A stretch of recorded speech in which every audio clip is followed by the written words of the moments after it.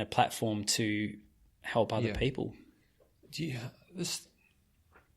you think because you and I chat about this a lot, it's around purpose, and because I feel like purpose also, it's a bit like the word happiness like 10 years ago. It gets bandied around loosely. Yeah. And I don't like that because I think it's such a powerful word and it's such a powerful cornerstone for how we need to live. Yep.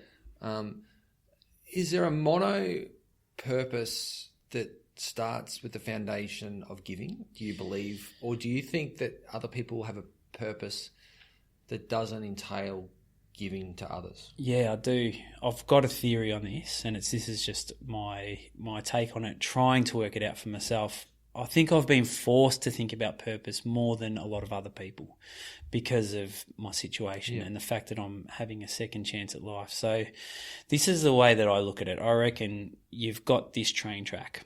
That's your life, for want of a better sort of visual. One of those rails is something that you enjoy doing. So if you just get on that rail and get after something you enjoy, that's a good start. What I often think is the other rail is something that you're good at. I think usually the two are not parallel. Yeah, they're always parallel, I believe. Very rarely, an example I use is you never see a footballer accepting the Brownlow medal and saying, "Thanks, guys, I hate playing footy, but I'm happy to accept this because I'm good at it." If you're good at something, you usually enjoy it too, and vice versa. So I reckon if all of us can just get on those tracks, pick out what you're good at. It doesn't have to become your vocation, but it can be outside of that, whether it's arts, dancing, whatever. Get on that track. I believe then momentum starts, and you've got something that you're good at, something that you enjoy. You're on the track. You're moving in a direction.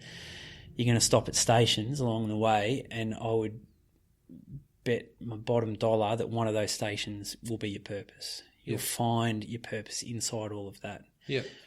Generally, I believe in my life that purpose will be in assisting other people. Yeah. I think when you give of yourself, when you offer up something that doesn't necessarily benefit you, that is where your purpose is found. There are a million examples of that we can build. Whereas we're on that track, those stations in life, your purpose will sit in that. And again, you don't have to do what I do and did and flip your life and focus on the non-profit sector, but sometimes it's better if you're really good at making money, keep making lots of money, keep doing whatever you're doing. But then how do you help other humans inside that? Yeah. Do you help people who are not good at making money but need to for their family? Hence the giving. That's it. That's the giving, but you don't have to flip your life like I did. It's a nice visual, like what you love to do, what you're good at. Yep. If you can bring them collectively on the same path. Yep.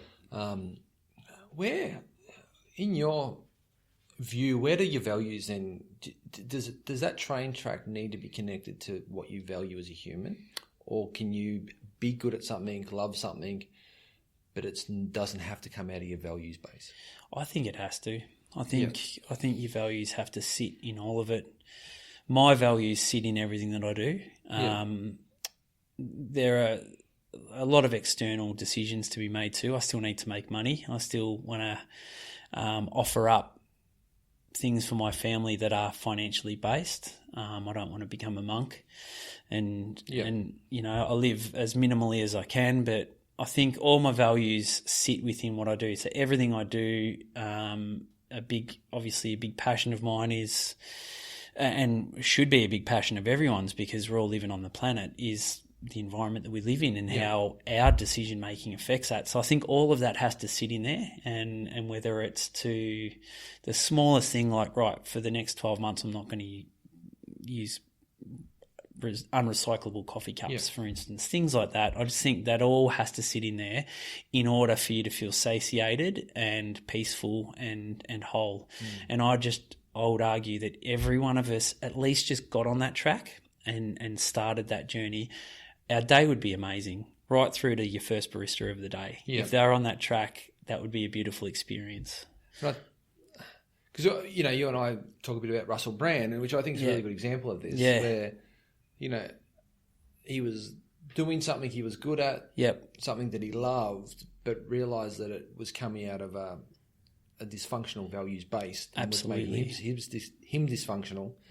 So, writing books now and following the path, he's still using his skills of humour and then helping people, which he does with that 12 steps. And his use of that now is coming out of a more holistic values base. And that's where I sort of see where he was sort of on the path, but out of a faulty platform. But now he's found the right platform, which is now, but he's still using those same skills and those same things that he loves, like making people laugh.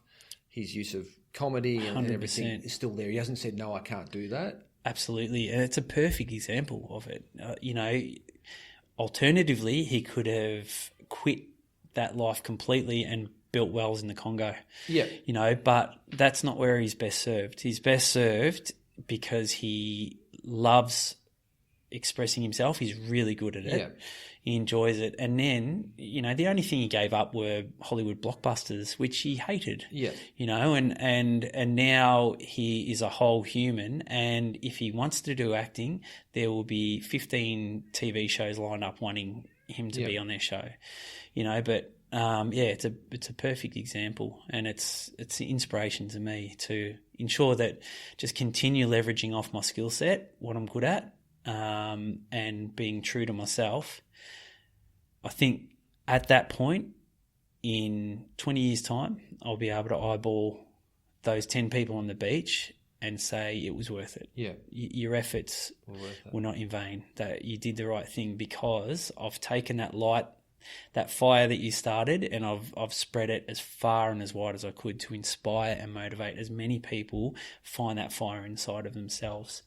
And I'll do whatever it takes to keep doing that from this point on.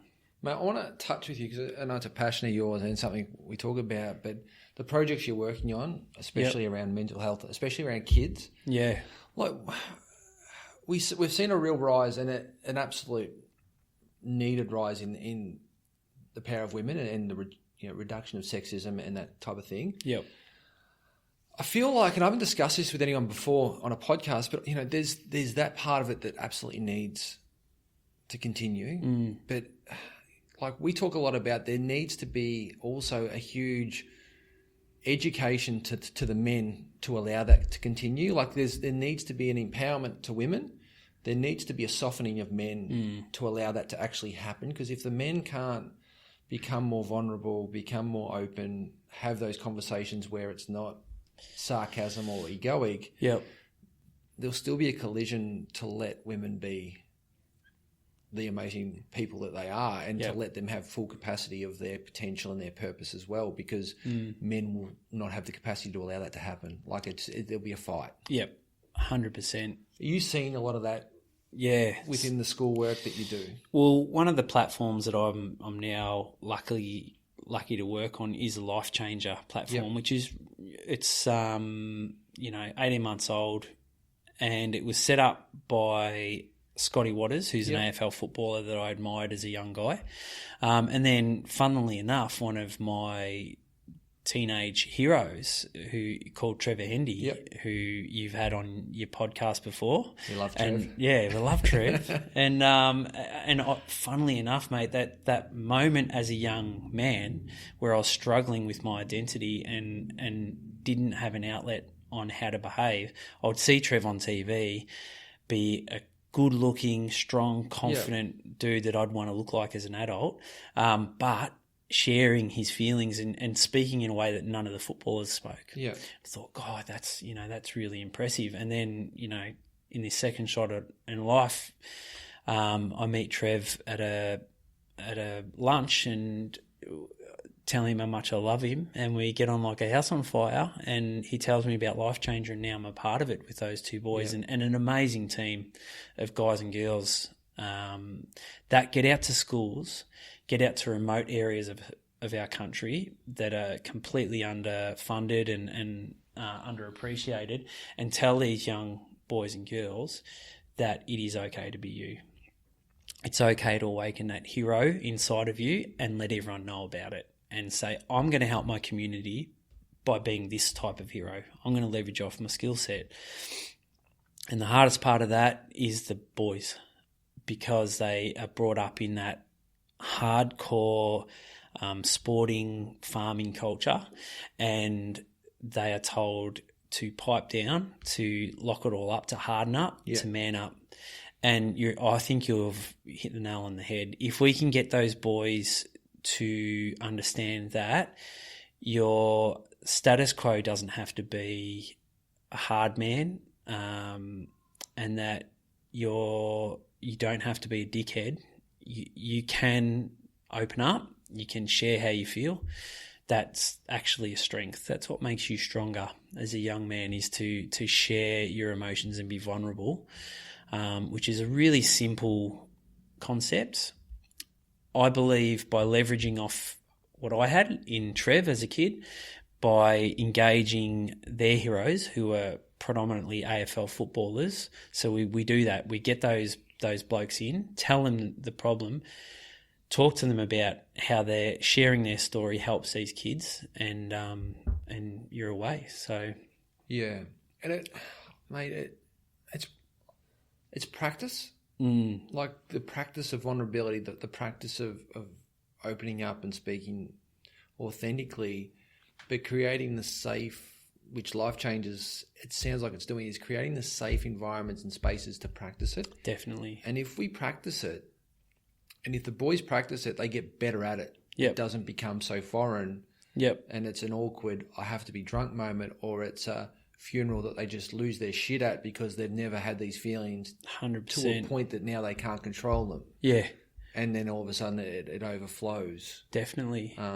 That's the bit I reckon it's the bit where they can get comfortable feeling uncomfortable and know that they're supported and that's okay.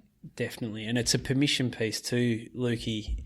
Being in that room saying we all have permission now to share what we want to share, to cry. If you cry in this room, it's safe. It's a safe place. The minute you say that to these kids, it's on. Yep. And we talk about gratitude and we talk about what we're thankful for, and it just evokes and triggers all of these things where they would usually be crying themselves to sleep about, but they can now cry in front of each other. And then the boys see the big tough kid in the class crying and sharing his feelings, and it's a permission for them to do the same. And they go, okay, and it also gives them permission to care for that person in a way they haven't before, to say, hey, I've got your back, and it's magical, mate.